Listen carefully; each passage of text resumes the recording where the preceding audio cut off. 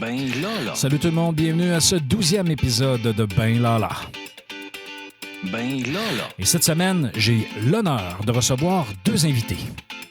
Ben Lala. Ben Lala. Alors, il y a quelques semaines, j'ai demandé à Marie-Hélène Forêt, qui s'occupe de l'international ici au Cégep de Chicoutimi, si elle n'avait pas un sujet ou si elle n'avait pas des exemples de mobilité étudiante qui pourraient intéresser notre auditoire. Et elle m'est revenue dernièrement en disant, écoute Benoît, on a deux étudiantes qui proviennent de la Suisse qui pourraient venir faire leur tour dans ton podcast et elles sont ici actuellement au Québec dans notre Cégep et elles sont dans le programme de SPU, donc soins préhospitaliers d'urgence. Alors, voici ce que notre entretien a donné. Attention, attention. Voici notre invité de la semaine. Alors, cette semaine, on est chanceux parce qu'on reçoit de la visite de la Suisse et je ne ferai pas de blague sur le fromage suisse et la fondue, ainsi de suite, mais j'ai le privilège de recevoir Mégane et Maude. Alors, bonjour les filles, comment allez-vous? Bonjour, ça va et vous? Ça va tout bien. Alors, qu'est-ce qui vous amène dans notre magnifique province, pays, qui est le Canada et le Québec? On est en fin de parcours professionnel pour être ambulancière diplômée en Suisse. OK, Et on pouvait faire 2 semaines de stage à choix à l'étranger. OK. Et du coup, notre chef nous a trouvé une place au Québec et en plus au Saguenay. Ben oui, hein? Puis en plus, aujourd'hui, il neige. Alors, vous n'êtes pas trop dépaysés. Je pense que vous avez de la neige de votre côté également aujourd'hui. Ce matin, ouais, ils se sont réveillés avec de la neige en Suisse aussi. Donc, vous voyez, c'est un signe. Là. Vous êtes dans notre podcast. Donc là, c'est simultané avec la Suisse. Donc, on salue les gens qui nous écoutent de la Suisse parce que je présume que, il y a sûrement quelques personnes qui vont vouloir vous entendre. Alors, ça vous est... En fait, là, vous faites un stage. Vous êtes ici pour 2 semaines, si je comprends bien? Alors, on est, oui, là pour 2 semaines et puis c'est vraiment dans un but d'observation et puis d'exploration du milieu ambulancier ici. OK. C'est quoi les différences que vous avez remarquées avec ce que vous avez appris de votre côté? C'est qu'ici, il y a les soins primaires où ils font 3 ans de formation. Et après, ils peuvent compléter avec 2 ans de formation pour être en soins avancés. Et puis, en fait, c'est l'équivalent de chez nous, l'ambulancier diplômé après les 3 ans de formation. Et puis, À peu de choses près. À peu de choses près, ouais. Au niveau des délégations. Et puis, au niveau des heures, chez nous, c'est 5400 heures de formation en 3 ans. Et ici, ils le font en 5 ans. OK. Donc là, c'est des défis quand même, des écarts un peu différents, quand même assez importants. Est-ce que vous pensez que c'est mieux au Québec ou en Suisse? C'est difficile. Ouais, mais des deux côtés, c'est très bien. Et on a trouvé des avantages et des inconvénients dans les deux, vraiment dans les deux pays. Mais par contre, c'est difficile pour nous. Il y avait déjà la barrière de l'accent, de comprendre OK. en fait quand on... Est-ce que vous comprenez mes questions quand je Oui. vous parle? Tes Oui? questions, oui, ça va. Si tu nous parles, ça va. Quand 2 personnes parlent ensemble, là, on ne comprend pas. Il faut se concentrer. C'est si important que ça? Il y en a qui ils doivent faire attention de parler plus lentement pour qu'on comprenne. Ah ouais. En situation d'urgence, ça ne doit pas être évident. Justement, ça c'est compliqué parce que du coup, on essaye déjà de comprendre la situation, enfin la pathologie que le patient présente, mais en plus, on comprend pas, enfin, on doit se concentrer sur l'accent et puis ce que les gens y disent. Du coup, ça complique un peu les prises en charge, mais c'est cool. Mais là, outre l'accent, là, vous avez fait de l'ambulance, là, si je comprends bien. Qu'est-ce qui vous a marqué le plus? Qu'est-ce qui vous a frappé le plus? Alors, moi, personnellement, c'est surtout en fait la différence d'autonomie que les ambulanciers ici, dans les ambulances, ils ont par rapport à chez nous, ou dans le sens où ici, ils font du BLS, ce qu'on appelle, c'est vraiment du soin primaire avec très peu de médicaments qu'ils peuvent administrer. Ils ne posent pas non plus de voies veineuses. C'est toutes ces choses-là qu'en fait, nous, on fait d'office chez nous. Puis voilà, on a... Ouais, surtout par rapport à l'antalgie, en fait, au niveau de la douleur des patients. Les ambulanciers en soins primaires, ils ne vont pas pouvoir, pour l'instant, ça va venir plus tard, mais ils ne peuvent pas donner de médicaments pour la douleur, ou alors ils doivent appeler les soins avancés pour venir apporter des médicaments. Alors que chez nous, y a un seuil de la douleur aussi qui est différent. À partir de 3 sur 10 de douleur, nous, on va administrer déjà, par exemple, des opiacés. Et puis, c'est quand ça arrive à 7 sur 10 qu'on va passer sur une autre molécule un peu plus forte. Alors qu'ici, en fait, c'est à partir de 7 sur 10 qu'ils vont appeler les soins avancés pour donner une antalgie.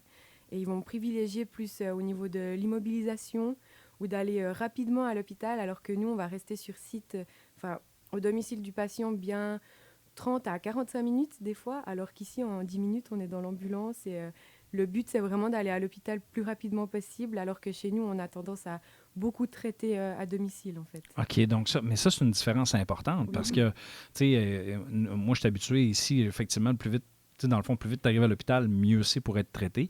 Donc, en Suisse, c'est l'inverse. Dans le fond, vous stabilisez en quelque sorte, vous commencez les soins déjà sur place. Puis, est-ce que ça arrive que les patients ne doivent pas aller à l'hôpital suite à votre intervention en Suisse? Alors oui, ça arrive, mais par contre, c'est encore une grande différence qu'il y a ici. Nous, on peut laisser à domicile des patients si on a fait on a pris des paramètres et puis qu'on sait qu'il n'y a pas de risque vital immédiat. Voilà. Mhm. Mais en fait, ici, typiquement, une hypoglycémie, ils vont donner du sucre, ils vont corriger au niveau de la glycémie. Et après, ils ont un protocole qui dit qu'en fait, ils peuvent laisser à domicile, mais seulement les soins avancés peuvent prendre la décision. Alors que chez nous, on aura tendance à peut-être le transporter plus facilement quand même à l'hôpital. Ou alors, il disait avec, je ne sais plus quel autre médicament c'était. Contre les convulsions, non? Ouais, s'il y a des convulsions et puis qu'on donne un médicament, qu'il arrête de convulser ou autre, et en fait, ils vont pouvoir le laisser à la maison, alors que nous, dès qu'on a posé une intraveineuse ou autre, en fait, on va vouloir aller faire un contrôle aux patients aux urgences. Et on a remarqué que par rapport à ici, on transportait beaucoup plus facilement aux urgences que ici, ce qui fait que peut-être que les urgences chez nous sont aussi un peu plus surchargées, alors qu'ici, c'est vraiment une entraide avec le préhospitalier où ils aident à ne pas surcharger les urgences en donnant des protocoles pour qu'ils puissent laisser les patients sur site. C'est vraiment un accord en fait entre les hospitaliers et préhospitaliers. Ouais, et puis c'est un peu la fonction des soins avancés ici aussi, c'est de faire un premier tri entre les patients qui ont nécessité d'être transportés à l'hôpital et ceux qu'on peut laisser sur site en fait. C'est un peu aussi le but de ce que j'ai compris, des soins avancés au Québec, que nous, on n'a pas trop... la décision, elle vient de nous. Donc, des fois, on a un peu de la peine à prendre la décision de laisser quelqu'un à la maison. OK, donc là, vous avez la charge de cette responsabilité-là, à savoir, est-ce qu'on le laisse à la maison ou est-ce qu'on l'amène à l'hôpital? Oui, en fait, nous, en Suisse, on n'a pas du tout de protocole ou de formation pour laisser à domicile les patients. Okay. C'est vraiment notre expérience et nos connaissances physiopathologiques, alors qu'ici, il y a vraiment des protocoles établis où ils peuvent traiter et laisser à domicile. De ce que vous connaissez, qu'est-ce qui est préférable? Avoir un protocole ou y aller avec l'expérience? Les deux. Je pense les deux, mais je pense qu'un protocole, ça conforte peut-être dans la décision de laisser quelqu'un à la maison. Effectivement, j'aime ta réponse. D'ailleurs, ça m'amène à une autre question. Au Québec, les ambulancières, ils ont quand même une notoriété. C'est un noble métier, en quelque sorte. Comment c'est perçu d'être ambulancier en Suisse de la part de la population? C'est un peu la même chose. Ils nous appellent les anges de la route. Ils disent quand on commence la formation que c'est un peu ça. Et puis souvent, les patients, ils vont se stabiliser jusqu'à ce qu'on arrive. Et des fois, en fait, le fait de nous voir arriver, ils relâchent complètement. Et puis c'est là que ça devient aussi un petit peu plus grave ou un petit peu plus instable. En général, on est toujours bien accueillis, à part dans de rares cas où... Voilà, c'est un peu plus compliqué, mais en général, c'est plutôt bien vu. C'est bon. Merci pour ce partage-là. D'ailleurs, pour la suite de votre voyage, en fait, de votre séjour ici, qu'est-ce qui vous attend? Qu'est-ce que vous allez faire dans les prochains jours? Alors déjà, visiter un peu.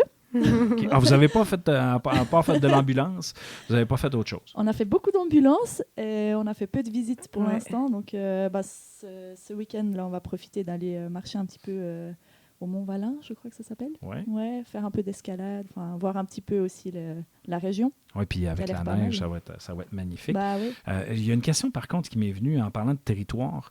Entre la Suisse et le Québec, comme là, vous avez fait de la route dans les ambulances, est-ce que l'étalement urbain est similaire chez vous à comparer ici? Alors, on a regardé la superficie de la Suisse par rapport au Saguenay. OK. C'est 41 000 km² la Suisse en entier. Et le Saguenay, c'était 98 000 km². OK. Donc, on pouvait mettre plus que 2 fois la Suisse dans le Saguenay. Du coup, chez nous, en fait, les territoires sont beaucoup plus petits. En 4 heures, on a traversé la Suisse. OK. Ouais. Donc là, on va dire Saguenay-Lac-Saint-Jean pour ne pas insulter nos amis du Oui. Lac-Saint-Jean. Ah oui. Non, mais Pardon. c'est quand même important. Mais c'est bon, ce rapport-là, justement, de densité de population, occupation du territoire, parce que, veut pas, ça a aussi une incidence, je présume, sur la rapidité du service. Est-ce que vous avez goûté à nos mets typiquement régionaux, comme la tourtière? Est-ce que ça fait partie de vos plans? C'est dans les plans, ouais. C'est dans les On n'a plans. pas goûté, mais on a prévu de prendre des pantalons plus grands pour rentrer. Comme ça, on peut prendre quelques kilos ici. Ah non, c'est pas des kilos quand même. C'est juste savoureux. Vous allez prendre des kilos si vous en mangez à chaque jour. Oui, c'est vrai.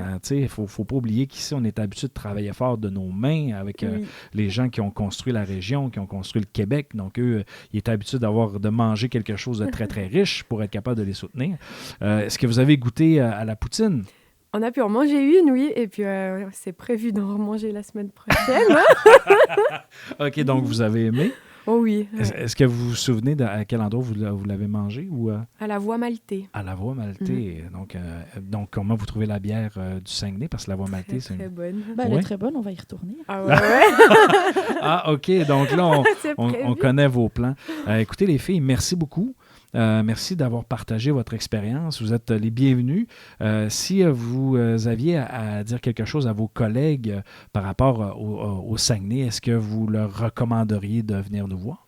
Oui, parce que je crois qu'on n'a jamais vu un endroit où les gens étaient tellement gentils avec nous. Et puis on a été accueillis, mais même nous, ça nous a vraiment étonnés d'être autant bien accueillis dans un endroit. Enfin, je sais pas ce que tu penses. Ah oui, totalement d'accord. Donc, Mégane, Maude, merci beaucoup. Vous êtes les bienvenus dans mon podcast. Quand vous serez de retour en Suisse, si vous voulez parler avec moi, on se fera un Zoom et on fera un autre épisode à votre retour parce que là, vous allez assurément être dépressive parce que vous allez vous ennuyer de notre gang. Alors, merci beaucoup. Merci, Oui, à merci vous. beaucoup. Donc, merci à nos invités et on vous souhaite un bon séjour au Québec et au Canada. Alors, c'est ce qui complète notre épisode de cette semaine. On approche bientôt des fêtes.